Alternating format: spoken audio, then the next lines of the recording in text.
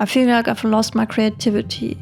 I've been searching for it so long, but nothing I do seems to satisfy this desire that keeps growing inside of me. I was longing to finally shoot a good self-portrait again, but looking at the options I have around, no ideas come to my mind. I knew I had to get out of this familiar, busy surrounding and explore some new places to finally get my creativity back.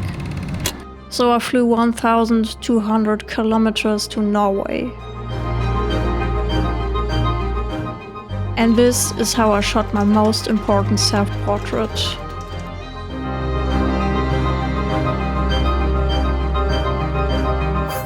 Since my fiancé and I totally fell in love with Sweden last year, we knew we just had to go back to Scandinavia and explore some more places.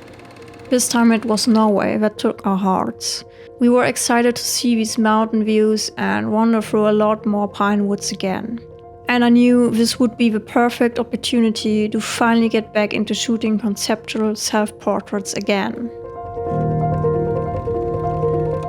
But let's start at the beginning. On our first day, we already made a little road trip to a beautiful waterfall called Tegningfallet. It's hidden in the woods, and the hike to get there is also rewarding with these lush forests and serene landscape around. We didn't really know what to expect, but as the sound of the falling water got louder and louder, we finally reached the viewpoint onto this spectacular waterfall.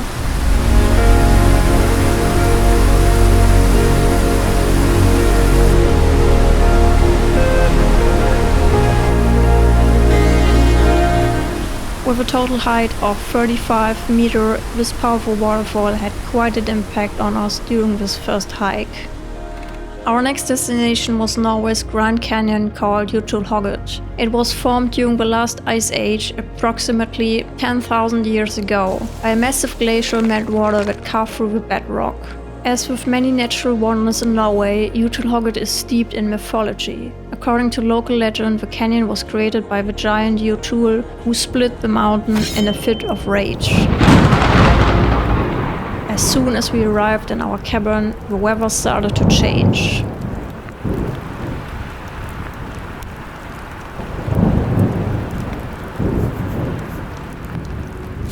On the next day, we planned another hike.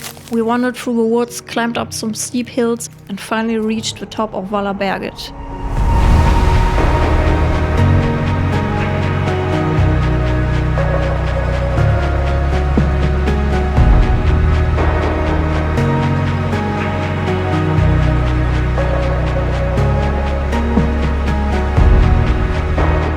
Next stop was Tegningfallet, another of Norway's stunning waterfalls. Just like Tegningfallet, it's a bit of a beaten path, but absolutely worth the journey. With a total drop of more than 75 meters, it's one of the highest waterfalls in this area. Reaching a waterfall so powerful is quite an adventure for your ears as well.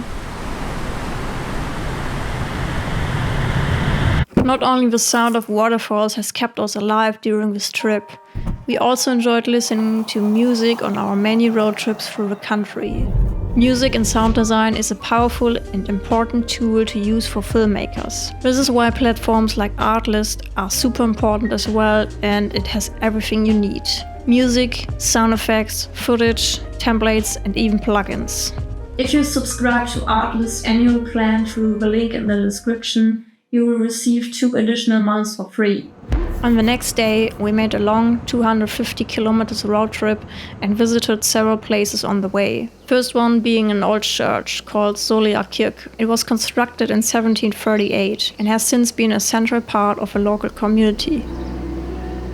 With the mountains in sight, we drove even further and reached another viewpoint called Solbergplassen. This vantage point offers breathtaking views of a Rondane mountain range to which we wanted to go next. The Rondane National Park is Norway's first national park, established in 1962, and offers more than 10 mountains over 2,000 meters. I was stunned about this rich biodiversity with ecosystems ranging from lowland forest to alpine tundra. And then I saw the perfect spot. It just felt magical, with the sun gently shining through the high trees onto this eerie Reindeerlichen, making it a scene like it was taken directly from my dreams. So I didn't hesitate and lay myself into it, And so I took plenty of photos, enjoyed the moment, and felt relieved afterwards.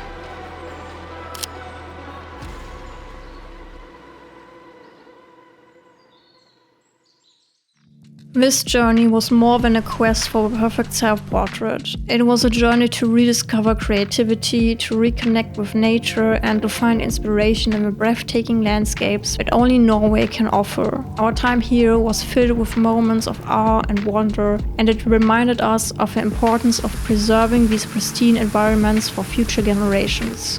Finding that perfect spot in Rondane National Park for my self-portrait was the culmination of his adventure. It was a reminder that sometimes all we need to reignite our creativity is a change of scenery and a deep breath of fresh mountain air.